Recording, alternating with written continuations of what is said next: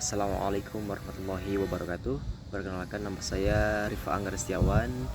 Di sini saya akan menjawab soal-soal tentang UTS filsafat Islam. Oke, langsung saja ke soal yang pertama, yaitu jelaskan konsep filsafat Al-Kindi terkait hubungan antara filsafat dan agama.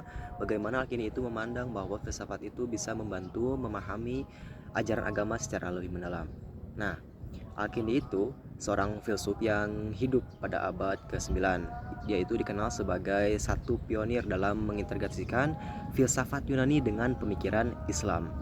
Nah, ia itu berargumen bahwa filsafat dan agama itu memiliki hubungan yang saling melengkapi dan tidak bertentangan. Nah, dalam konteks ini, Al-Kindi itu mengusulkan bahwa filsafat itu dapat memperdalam pemahaman ajaran agama.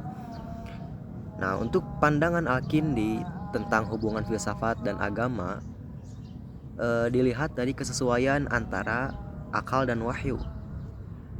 Jadi sumber kebenaran yang sama. Al-Kindi itu berpendapat bahwa kebenaran yang diperoleh melalui akal atau rasio dan kebenaran yang diturunkan melalui wahyu atau revelasi itu berasal dari Tuhan yang sama. Nah, ini itu mengimplementasikan bahwa kedua sumber kebenaran itu tidak bisa saling bertentangan. Nah, yang kedua ada dari konsep komplementaritas. Komplementaritas. Ya, ia meyakini bahwa filsafat itu membantu menjelaskan dan memperdalam pemahaman tentang prinsip-prinsip agama. Terus yaitu selanjutnya filsafat sebagai alat pemahaman. Nah, analisis konsep agama Al-Kindi itu menggunakan pendekatan filsafat untuk menganalisis konsep-konsep penting dalam agama seperti keesaan Tuhan, sifat-sifatnya dan tujuan penciptanya. Dengan demikian, filsafat itu berfungsi sebagai alat untuk memahami ajaran yang mungkin terlihat abstrak. Yang kedua, dari rasionalisasi ajaran agama. Melalui pemikiran kritis, filsafat itu membantu menjelaskan ajaran agama dengan cara yang logis dan rasional, sehingga menjadikan lebih dapat diterima oleh akal. Nah, selanjutnya, ketiga, kontribusi filsafat terhadap etika dan moral. Pembentukan karakter moral itu, Akin itu menganggap bahwa filsafat itu dapat berkontribusi dalam membangun nilai-nilai moral dan sejalan dengan ajaran agama. Terus selanjutnya, pengaplikasian dalam kehidupan sehari-hari, itu dengan memahami prinsip moral melalui filsafat, individu dapat mengamalkan ajaran agama dalam kehidupan sehari-hari, begitu membentuk karakter yang baik dan bertanggung jawab. Nah, jadi intinya kesimpulan dari yang saya bacakan itu, Akini itu memandang filsafat itu sebagai jembatan yang menghubungkan antara akal dan iman dengan mengintegrasikan pendekatan filsafat ke dalam pemahaman agama. Individu itu tidak hanya dapat menemukan makna yang lebih dalam, tetapi juga mengembangkan sikap moral yang sesuai dengan ajaran spiritual. Oleh karena itu, filsafat itu menjadi alat penting dalam pencarian kebenaran, memperkaya pengalaman religius, dan memberikan pemahaman yang holistik tentang kehidupan dan keagamaan. Oke, lanjut ke pertanyaan kedua. Al-Razi dikenal dengan pendekatan rasional dalam filsafatnya. Analisis pandangan Al-Razi mengenai etika dan moralitas. Apa yang membedakan pandangannya dari filsafat moral lainnya pada zamannya? Ar-Razi atau Abu Bakar Ar-Razi itu adalah seorang filsuf dan dokter yang terkenal di dunia Islam pada abad ke-9 dan ke-10. Ia dikenal karena pendekatan rasionalnya dalam berbagai disiplin ilmu, termasuk etika dan moralitas. Nah, di sini ada analisis pandangan Ar-Razi mengenai etika dan moralitas serta perbedaan tentang filsafat moral lainnya. Yang pertama, pada pandangan Ar-Razi tentang etika dan moralitas, dari segi pendekatan rasional. Rasionalitas sebagai dasar etika. Nah, Ar-Razi ini berpendapat bahwa moralitas itu hanya berdasarkan atau harus berdasarkan pada akal dan rasio, bukan sekedar pada wahyu atau tradisi. Yang kedua, universalitas moral. Ia percaya bahwa prinsip-prinsip moral yang baik bersifat universal dan dapat dipahami oleh akal manusia, terlepas dari latar belakang yang budaya atau agama yang berbeda. Yang kedua, fokus pada kebahagiaan dan kesejahteraan. Bagi Ar-Razi, tujuan utama etika adalah mencapai kebahagiaan dan kesejahteraan individu. Nah, untuk perbedaan filsafat moral lainnya, dari Ar-Razi ini menekankan pada akal daripada wahyu. Berbeda dengan banyak pemikir pada zamannya yang mengedepankan wahyu dan dogma agama sebagai dasar moralitas. Namun, Ar-Razi ini berbeda dari yang lainnya. Ia lebih menekankan pentingnya akal sebagai sumber atau penilaian moral. Yang kedua, pengabdian tradisi. Ia lebih skeptis terhadap tradisi dan konvensi yang seringkali diambil tanpa pertimbangan rasional. Ia menjadikan berbeda dari banyak filsafat atau filsuf dan teolog lainnya yang menerima ajaran agama secara dogmatis. Nah, yang kedua, dari segi kemandirian moral, Ar-Razi ini menekankan bahwa moralitas itu harus mandiri dan tidak tergantung pada otoritas eksternal. Ia percaya bahwa individu itu memiliki kapasitas untuk menentukan moralitas berdasarkan akal mereka sendiri. Yang kedua, skeptisisme terhadap dogma. Nah, pandangan ini membuatnya itu lebih skeptis terhadap ajaran-ajaran moral yang dianggapnya lebih absolut atau dogmatis. Oke, sekarang lanjut yang ketiga, yaitu Al-Farabi itu sering disebut sebagai guru kedua setelah Aristoteles dalam filsafat Islam. Apa pandangan Al-Farabi terhadap konsep kota ideal Al-Madinah Al-Fadilah? Apa ciri-ciri utama kota ideal menurut Al-Farabi dan bagaimana hal ini berkaitan dengan konsep kebahagiaan? Nah, jadi Al-Farabi itu sering disebut dengan guru kedua setelah Aristoteles, memiliki pandangan yang mendalam mengenai konsep kota ideal, yaitu yang disebut dengan Al-Madinah Al-Fadilah atau kota yang sempurna. Dalam karyanya, terutama dalam Masyarakat Ideal dan Kitab Al-Madinah Al-Fadilah, Al-Farabi itu menggambarkan ciri-ciri kota ideal dan menghubungkan antara masyarakat yang baik dan kebahagiaan. Ciri-ciri utama kota ideal menurut Al-Farabi itu ialah yang pertama itu kepemimpinan yang bijaksana. Kota ideal itu dipimpin oleh seorang filsuf atau pemimpin yang bijaksana, Al-Hakim, yang memiliki pengetahuan moralitas tinggi.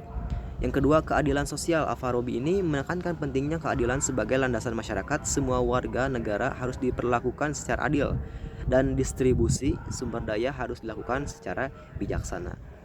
Yang ketiga, kesatuan dan kerukunan. Masyarakat dalam kota ideal itu harus memiliki kesatuan tujuan dan kerukunan antar anggotanya. Mereka itu harus saling menghormati atau mereka itu saling mendukung dan bekerja sama untuk mencapai kebahagiaan.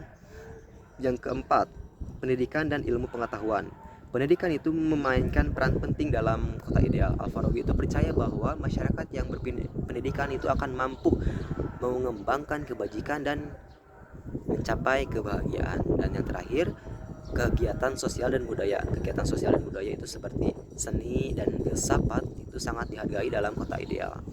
Nah, hubungannya dengan konsep kebahagiaan, Al-Farabi itu mengaitkan kebahagiaan itu dengan kehidupan yang baik yang dicapai melalui keselarasan antar individu dan masyarakat. Ia berpendapat bahwa kebahagiaan sejati itu tidak hanya bersifat individu tetapi juga kolektif dalam konteks kota ideal. Kebahagiaan itu sebagai tujuan akhir. Kebahagiaan itu adalah tindakan dan kebijaksanaan dalam kota yang ideal. Nah, semua upaya dalam membangun kota ideal itu diarahkan untuk mencapai kebahagiaan warganya. Jadi kebahagiaan melalui kebajikan, Al-Farabi itu mengaitkan kebahagiaan dengan praktik kebajikan dan kehidupan yang bermoral. Bermasyarakat yang hidup dalam kebaikan dan keadilan akan merasakan kebahagiaan yang lebih besar. Oke, sekarang lanjut ke pertanyaan nomor 4. Ikhwan Al-Safa atau persaudaraan kemurnian itu memiliki pendekatan ensiklopedis terhadap filsafat dan sains. Jelaskan metode yang digunakan oleh Ikhwan Al-Safa dalam menyatukan filsafat, sains, dan agama melalui risalah-risalah mereka, serta bagaimana mereka itu melihat peran akal dalam mencapai kebenaran.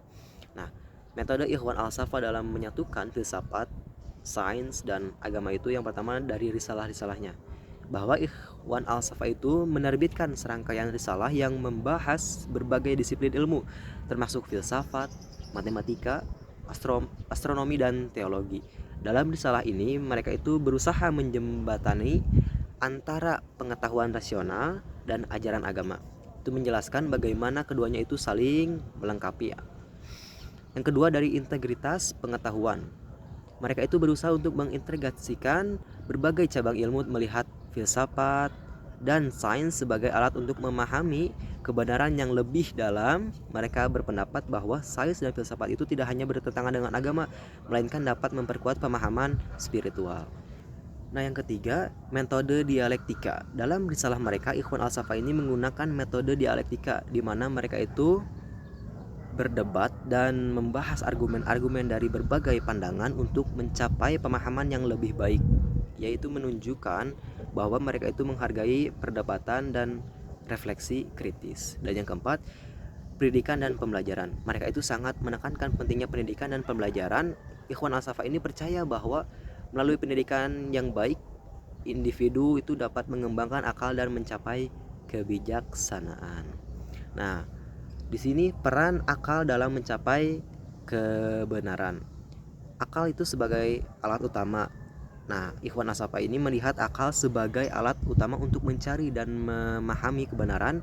Mereka berpendapat bahwa akal yang terlatih itu dapat membedakan antara kebenaran dan kesesatan, serta membantu seseorang memahami hakikat realitas. Yang kedua, keterhubungan antara akal dan wahyu. Mereka itu percaya bahwa ada keterhubungan antara pengetahuan yang diperoleh melalui akal dan wahyu ilahi. Dalam pandangan mereka, keduanya itu seharusnya berjalan seiring, di mana wahyu memberikan panduan moral dan akal membantu memahami konteks dan aplikasi ajaran tersebut.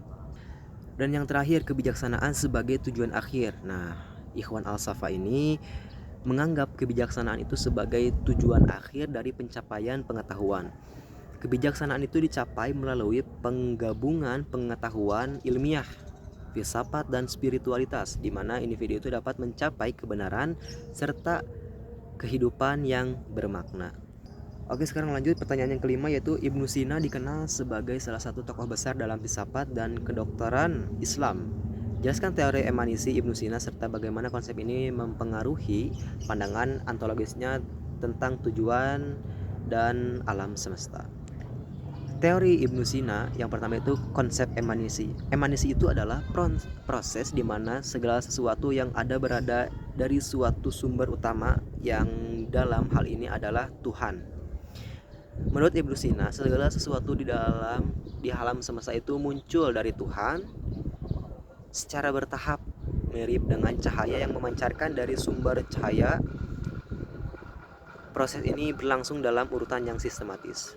Yang kedua, hierarki entitas. Dalam teori emanisi, Ibnu Sina itu menjelaskan bahwa terdapat hierarki entitas. Tuhan adalah entitas tertinggi yang tidak memiliki kekurangan dan sempurna dari Tuhan. Emanisi selanjutnya terjadi menciptakan berbagai tingkat eksistensi seperti akal, jiwa, dan materi. Ini menghasilkan suatu kosmos yang terstruktur. Nah, yang ketiga, akal pertama. Dari Tuhan, emanisi pertama adalah akal pertama, yaitu al-aqlu al-awal, yang juga sering diidentifikasi dengan intelek. Akal pertama ini berfungsi sebagai penghubung antara Tuhan dan ciptaan selanjutnya. Dari akal pertama muncul akal kedua, dan seterusnya sehingga mencapai tingkat yang lebih rendah seperti alam fisik. Terus bagaimana pengaruhnya terhadap pandangan ontologis? Nah, yang pertama, ontologis Tuhan. Dalam pandangan ini, Ibnu Sina itu adalah Tuhan. Dalam pandangan Ibnu Sina, Tuhan itu adalah prinsip yang absolut, tidak tergantung pada apapun dan tidak bisa dikategorikan dalam hal eksistensi. Nah, dari hal inilah yang menempatkan bahwa Tuhan itu sebagai penyebab pertama yang tidak disebabkan oleh siapapun. Yang kedua, alam semesta sebagai proses emanasi. Alam semesta dianggap sebagai hasil dari proses emanasi yang teratur dan sistematis. Setiap entitas dalam alam semesta itu memiliki prinsip dan fungsinya masing-masing, tergantung pada tingkatannya dalam hierarki. Nah, yang terakhir, keterkaitan antara Tuhan dan alam. Nah, dalam konsep emanisi, hubungan yang erat antara Tuhan dan alam itu dianggap sebagai refleksi dari sifat-sifat Tuhan, meskipun berbeda dalam tingkat kesempurnaan. Nah, dari hal inilah berimplikasi pada pandangan bahwa Memahami alam semesta itu juga berarti memahami sifat-sifat Tuhan.